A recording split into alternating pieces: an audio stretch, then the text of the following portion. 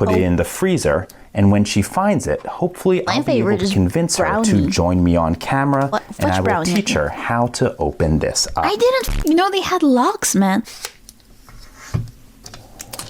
So, off this goes to the freezer, and I will update you next day. Okay, folks, I really should have known better. Turn that shit upside down, honestly. Work smarter, not harder. It's finally time. After a super successful petition, the Lucy plushie is real, and she's ready for you to adopt. Starting December 5th for 21 days only, you can get your very own Lucy plushie over on Makeship. She is soft, she's chaotic, she's adorable, and she's only available for a limited time. Once the campaign ends, she's gone forever. So don't miss your chance. Head to Makeship.com to grab yours and bring Lucy home. Hi YouTube, welcome back in how. My name is Cypress, and today we'll be taking a look at the LockPickingLawyer. We'll be watching some videos from his channel. But before we start, if you don't know yet, I do have a gaming channel, so if you would like to see me play some games, please go and follow Cypress Play. This is the LockPickingLawyer, and I recently saw a YouTube video with over 60 million views, showing how to break open a padlock using 2 wrenches just like these. Now I'll leave a link in the description below, but essentially the video shows this arrangement. The 2 wrenches are inserted through the shackle of the padlock such that when they are pressed together, they lever against each other and exert an incredible amount of outward force on the inside of the shackle. That's interesting. Now, if you think about it, you realize that the force exerted by the wrenches is actually directed to the thickest part of the shackle and then through the shackle to the lock body. I don't know if should we be knowing this? You've inspired a whole new generation of promising career. I love the fact that there's a lawyer showing people how to steal my shit. Yeah, I'm like, I'm like watching this thinking, I don't know if I should be knowing all of this. I mean, obviously, you could lose your key and you still need to, be able to open it, but it just feels so weird. Video, it's the pot metal lock body which breaks because of the extreme forces, of course, but also because of the weak lock material. But the trick really doesn't scale up because the forces are being exerted to a strong part of the lock. So even with a mildly competent padlock, the trick's going to fall flat. But I don't think it has to if we can redirect those forces to a weak part of the lock. So consider this master lock. If we had to choose the weak parts of this lock, I'd probably start with these little cutouts in the shackle where the locking lugs go, and then the locking lugs themselves. Those are probably the physically weakest parts of the lock. That makes sense, I think. So if we can redirect the extreme forces exerted by these wrenches to those parts of the lock, I think we have a trick that could probably scale up to some stronger locks. So it's actually not that hard to do. All we do is reorient one of those wrenches. We put the first one in like so, and then the second one at a 90-degree angle. Right, because you need to make it go up, right? So let's see what happens when we try this. To go to the weak things. What the hell? Looks like we broke something, but it's not completely open. Let's try that one more time. There we go. Okay. Oh, okay. Now I know how to open my locks if I lose the key somehow. Definitely my own locks. Let's take a look at exactly what happened. If we look at this shackle... Oh, it broke off. We can see that it broke right on both of the shackle cutouts. So absolutely the weakest points. Okay, always search for the weak points. I mean, that makes sense. The metal there. Now, because this directs the forces to the weak parts of the lock rather than the strong parts, I think this is a far superior method to that shown in the video with 60 million views. And it's probably something that's going to scale up better and work on far stronger locks. In any case, that's all I have for you today. If you do have any questions or comments about this, please put them below. Oh, well, thanks, Kat, for pausing my video. Hello to you too. If you like this video and would like to see more like it, please subscribe. And as always, have a nice day. Oh, that was a good educational video. Imagine someone is trying to break into your house and you just hear, this is the lockpicking lawyer. As in, he's like watching the video while he's trying to break in. If I was a fucking thief, that would be me. Thanks. Thanks, YouTube. I now have 2 new bikes and a lawnmower. Oh my god. Let's watch another one. This is the Lockpicking Lawyer, and What is this? Read letter. Read this letter before opening the package. Dear Lockpicking Lawyer, I'm throwing down the gauntlet. Oh, is it something that a viewer sent him? I just received a written challenge in the mail that I can't do justice without sharing in its entirety. That is so fun, though. Getting like challenges from your viewers like that. It reads, Dear Lockpicking Lawyer, I'm throwing down the gauntlet. I recently lost the key to my kryptonite bike lock / chain while far from home. Is that actually like the name of it? The kryptonite bike lock chain? Oh, that's the brand. I knew that. We have them here too. I fucking knew that. But I guess like at least we now have a visual for what it is. Called a locksmith to open it. When he arrived, I asked if he could pick the lock since I have another key at home and didn't want the lock destroyed. He said my lock couldn't be picked, but when I said I had seen it done on YouTube, I got a strong reaction. Imagine you're a fucking professional and you say, I can't do that, that's not possible. And then someone says like, I saw a random guy on YouTube do it though. The locksmith became visibly irritated and told me he had been picking locks for over 25 years, and he was sick and tired of people watching fake lockpicking videos. I think he's just not good at it. And expecting him to magically open locks in 2 seconds. When I asked if he had seen the Lockpicking Lawyer, he roughly dropped his tool bag and told me, you're the worst offender and your videos are complete BS. Wow. By the way, that lockpicker, man. That would be like the first and the fucking last time I would call that guy. I don't like attitudes like that. After talking about lockpicking videos for a few minutes, he told me he was willing to put his money where his mouth is. Oh, okay, never mind. If he says that and he actually does, then never mind. Here is the challenge to you. The locksmith said I could send you the remains of my bike lock in a sealed package, and if you could open the package on video and pick the lock faster than he could open it with a grinder, he would refund the $75 he charged me for the job. We timed him cutting my lock. It took 2 minutes and 14 seconds. Are you up for the challenge? Will you defend your name? I'll be watching your channel and hoping.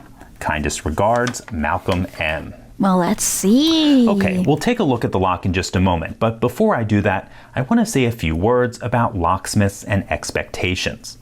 Malcolm says there's a kryptonite lock in here, which probably means a disk detainer core. While I'm sure there are some locksmiths out there who could pick it open probably quite quickly, the skills and tools required to open disk detainer cores are generally not part of the average American locksmith's repertoire. That's okay, but to say that it's fucking impossible and that other people are lying, I have a problem with that. I think it is fine to just admit and say like, oh, well, like I don't know a way to open this, but like to immediately dismiss it when there are like, when people say, oh, there are some people that can do it. I find that so ridiculous. I certainly wouldn't fault a locksmith for being unable to pick a kryptonite bike lock. I think that's absolutely fine. But to immediately call everyone else a liar that can? That said, let's open up the package and see if we can pick the lock.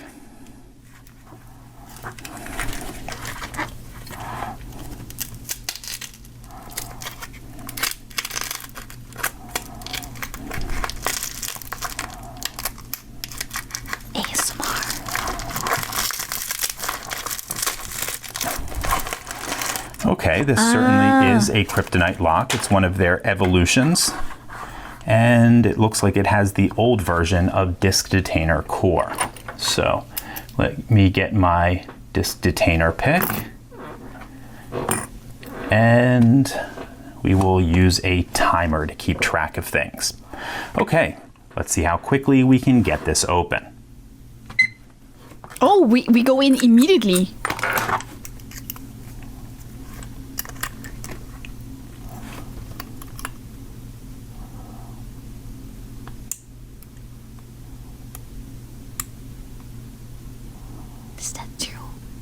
Well, what is that tool?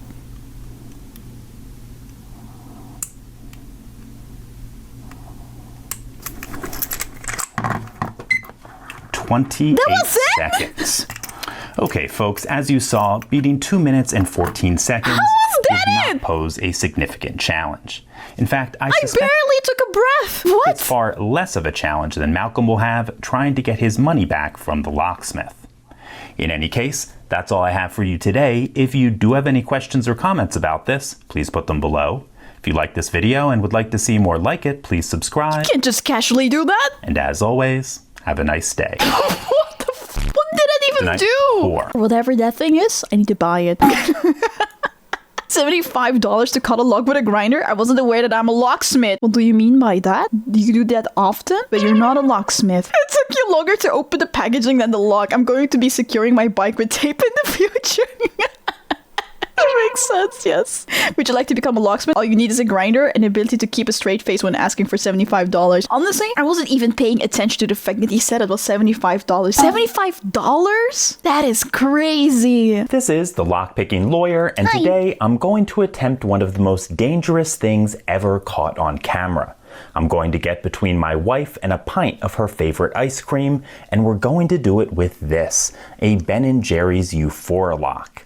It's a plastic 3-digit Hold on, they fucking have a lock? combination lock specifically designed to secure a pint of ice cream.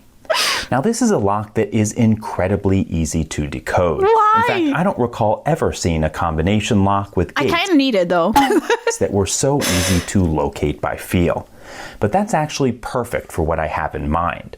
You see, I've always wanted to get Mrs. Lockpicking Lawyer interested in non-destructive entry methods, and this combines a beginner lock with a really nice incentive to learn. So what I'm going to do is lock up a pint of her favorite ice cream, Ben & Jerry's Vanilla Caramel Fudge, put it in the freezer, and when she finds it, hopefully I'll be able to convince her to join me on camera, and I will teach her how to open this up. I didn't know they had locks, man. So, off this goes to the freezer, and I will update you Next day. Okay, folks, I really should have known better. I came home today to find my wife standing next to the refrigerator, looking like the cat that ate the canary. So I opened up the freezer and I found this. So it seems that the lessons of the day come courtesy of Mrs. Lockpicking Lawyer, who reminds us all, first, that security is only as good as its weakest link. Turn that shit upside down. Honestly, work smarter, not harder. And second, that no man should ever get between his wife and her ice cream. Nope.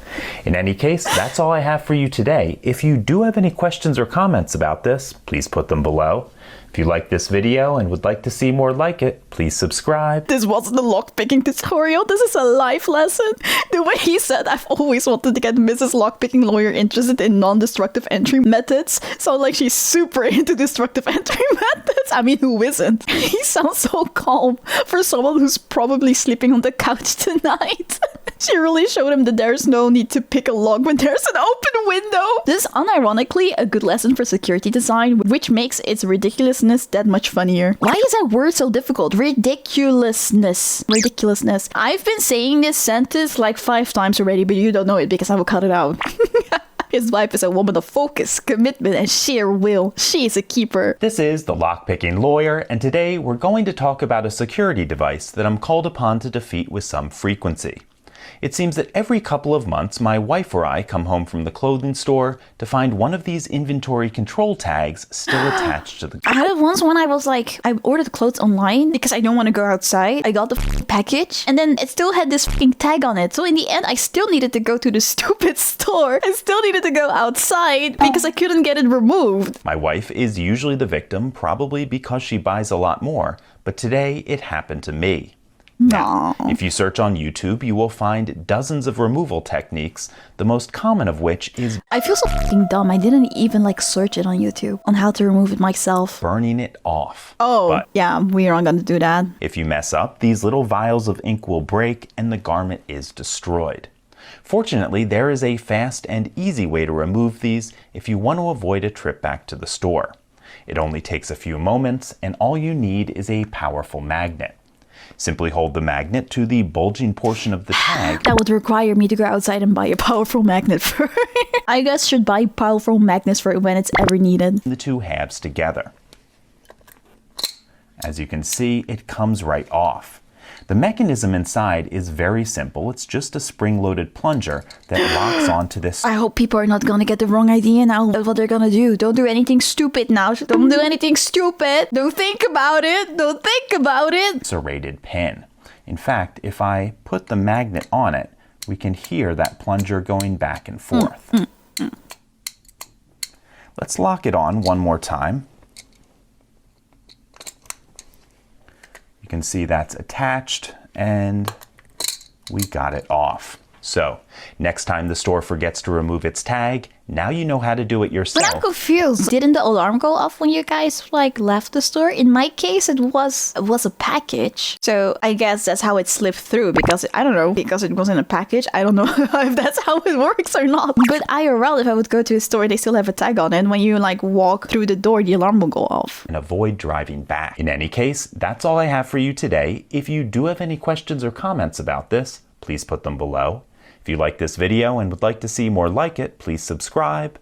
And as always, have a nice day. You too. This is the shoplifting lawyer. Today I'm going to show you how to free yourself from police handcuffs in case they forget to remove them.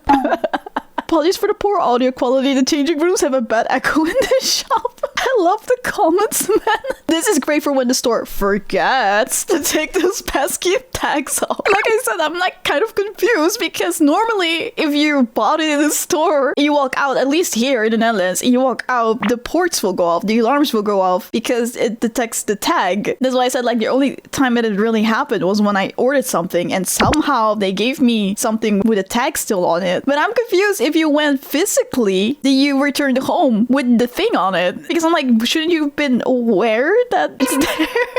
I don't know, maybe the alarms weren't working that day, or he got the tag himself, just for this video, of course. This is the Lockpicking Lawyer, and I recently saw a YouTube video of a news report covering an illegal car booting operation in the Chicago area. And being who I am, I decided to see if I could find the exact model of car boot that the perpetrator used. I soon discovered that the model was sold under several different names on Amazon, so I picked one up, and we're going to see just how hard it would have been for someone with the right tools to release their car. It turns out that the right tools are nothing but a screwdriver and a tubular lockpick. Oh. So let's head outside, thank you for telling us this, car, and get to work. Okay, folks, we're out in my driveway, and I have this locked onto my car as best I can, given the size of the wheel that it's locked to. The first thing we need to do is open this little door, and I'm going to do that using this tubular lock impressioning tool.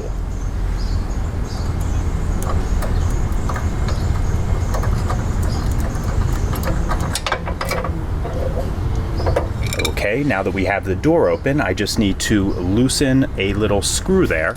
Normally that would be done with this tool that comes with the boot, but I'm just going to use a screwdriver.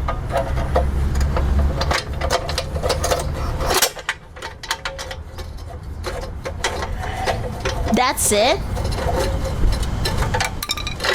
That's it? That's all? Okay, we are back upstairs, and as you saw, this really doesn't provide any challenge if, of course, you have the right tools and a little bit of knowledge, which I suppose to do is almost the nothing. I mean, it was In nothing. any case, that's all I have for you today. If you do have any questions or comments about this, please put them below. If you like this video and would like to see more like it, please subscribe. And as always, have a nice day. Thank you. Interesting. So how do we get this tubular lock thing? I mean, I guess I said that's it, but I don't know what the fuck that is and how difficult it is to use. Imagine putting this dude in a jail cell and 50 minutes later you hear, these gun locks have a pretty major flaw in them behind you. You only need a screwdriver, yay! And a tubular lockpick. Oh. I'm starting to think this guy has something personal against locks. Hi! If you like the video, please make sure that you like it and subscribe to my channel and turn on notification bell if you want to see more of it. I also go live on Twitch and on this YouTube channel, so come join us sometimes. Bye!